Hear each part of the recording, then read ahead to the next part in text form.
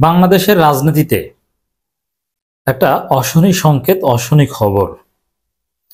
Doctor ইউনূসের অধীনে তো নির্বাচন হবেই না, বরং ডক্টর ইউনূস সরকারের বিদায়ের পর নতুন যে সরকার আসবে সেই সরকারও নির্বাচন করতে পারবে না। তারপরে আরেক সরকার আসবে, তারাও পারবে না। তারপরে নতুন কেউ এসে জরুরি অবস্থা জারি করে রাজনৈতিক দলগুলোকে পিটিয়ে সোজা করে তারপরে নির্বাচন করতে পারে। সেই আলামত স্পষ্ট হচ্ছে। আপনারা জানাবেন বিষয়টা যদি এরকম হয় কেমন হবে। অবশ্য এরকম ঘটনা ঘটলে এর মধ্যে নানান ফাঁক ফোকর দিয়ে আওয়ামী লীগ নানান ভাবে এসে যাবে, দ্যাটস ট্রু। কিন্তু বিএনপি যা শুরু করেছে, তারা সুষ্ঠু নির্বাচনের নামও শুনতে পারে না, তারা সুষ্ঠু নির্বাচন মানবে না, তারা চাঁদাবাজি করবে, ভোট চুরি করবে, ভোট ডাকাতি করবে, ভুয়া ব্যালট পেপার বানানোর ঘোষণাও দিয়েছে। তাদের একটা দলীয় কাউন্সিল, ইউনিয়ন কাউন্সিল, যেখানে ভোট 40টা সেখানে ভোট পড়ে 45টা। বিএনপির মধ্যে সুষ্ঠু নির্বাচনের কোনো চিন্তা দর্শন নেই, কারচুপি তাদের ধান্দা। এখন দেখেন, সবচেয়ে বড় রাজনৈতিক দল যদি আইন না মানে, নিয়ম না মানে, তাদের চিন্তাই যদি থাকে যে যেভাবে হোক কারচুপি করতে হবে, কিভাবে নির্বাচন করবে? এখন এদিকে ডক্টর ইউনূস তো বিএনপিকে কারচুপি করে ক্ষমতায় এনে দিতে রাজি হয়েছেন, কিন্তু সমস্যাটা হচ্ছে জামাত এনসিপি এরা টের পেয়ে গেছে, তারা ওটা হতে দিবে না। এর মানে ডক্টর ইউনূসের যে এই প্রজেক্ট বিএনপিকে 340 আসন দেওয়া, এটা চলবে না। দর্শক, এই যে কথাটা, এই হাইপোথিসিস, এটা আমি বলিনি, এটা বিএনপি বলছে। কেন বলছে আমি ডিটেইলস আলোচনা করছি, খুব জরুরি আলোচনা। নির্বাচনের আগে আরো গোটা দুয়েক সরকার হতে পারে আসাদুজ্জামান রিপন। এর মানে নির্বাচন এই ডক্টর ইউনূস সরকারের অধীনে তো হবেই না, আরো 2টা সরকার লাগতে পারে। মানে বিষয়টা এরকম, ইউনূস সরকার পারেনি, নতুন কোন সরকার আসলো, তখন অবস্থা আরো খারাপ, সেও রাগ হয়ে চলে গেল, আরো আসলো, হয়তো এরকম 2-3টে পরিবর্তন হওয়ার পরে সে খুব কঠোর হয়ে, তবে হ্যাঁ, তাকে কিছু ফেসিবাদী আচরণ করতে হবে, অথবা অপরাধীদের বিরুদ্ধে, রাজনৈতিক দলগুলোর বিরুদ্ধে অত্যন্ত কঠোর হতে হবে, তখন হয়তো নির্বাচনের পরিবেশ তৈরি করতে পারবে। দর্শক, এই যে ফেব্রুয়ারিতে নির্বাচন, এটা তো আমি তো মনে করি একদম ফালতু। ফেব্রুয়ারিতে কিসের নির্বাচন? কোন পরিবেশ আছে? ছাত্র দলের গুন্ডারা এরা বলে নির্বাচনের পর শিবিরের বাচ্চাদের নির্বাচনী রাজনীতি করতে দিব না।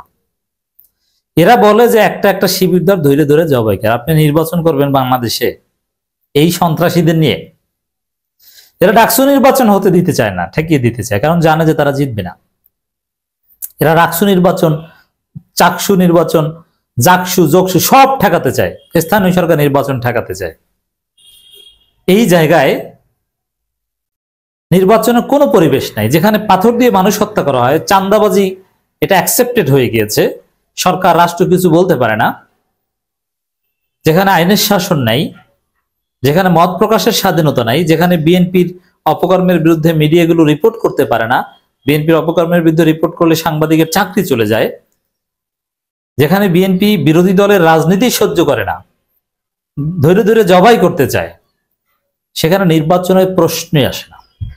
এই যে যারা ধৈর্য ধৈর্য জবাই করতে চায়, এই করতে চায়, সেই করতে চায়, ওদেরকে উচিত শিক্ষা দিয়ে শাস্তির আওতায় এনে এই ধরনের চরিত্র সংশোধন করে তারপরে নির্বাচন আয়োজন করতে হবে, তার আগে কোনো নির্বাচন হবে না। বাংলাদেশ এটা কি মনে করেন? এটাকে জামাত এনসিপি এমনি এমনি আঙ্গুল চুষবে আর মানবে?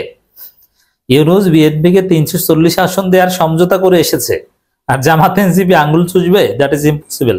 এখন তো আওয়ামী লীগ নাই, আবার আওয়ামী লীগেরও হিসাব নিকাশ কিন্তু অনেক কিছু মিলে যাচ্ছে। দেখেন, ডক্টর ইউনূসের অধীনে আওয়ামী লীগ নির্বাচন চায় না, আওয়ামী লীগ চায় নতুন কোন তত্ত্বাবধায়ক সরকার অধীনে।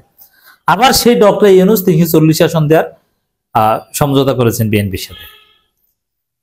তাই এখানে তো জনগণের চাওয়া আর আওয়ামী লীগের ষড়যন্ত্র মিলে যাচ্ছে।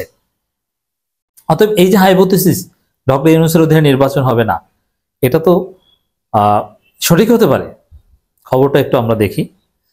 বিএনপির vice chairman doctor Asaduzzaman Ripon বলেছেন, অন্তর্বর্তী সরকারের মধ্যে দৃঢ়তা নেই। হ্যাঁ, এটা ঠিক, দৃঢ়তা নেই। জামাত চরমোনাই এনসিপি একটু নাড়াচাড়া দিতে পারলে ইউনূস রাগ হয়ে ফ্রান্স চলে যাবে। দৃঢ়তা নাই, রাইট? এবার দৃঢ়তা থাকবে কেন? কিভাবে থাকবে? এই সরকারের তো ভিত্তিই নাই এখন, এই সরকার তো আইন অনুযায়ী অবৈধ।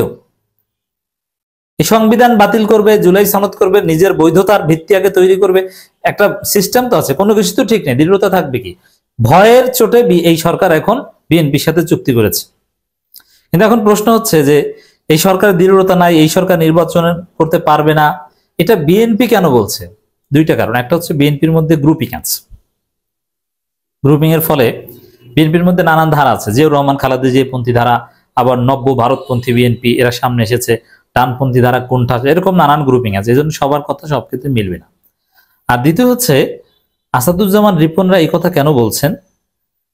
কারণ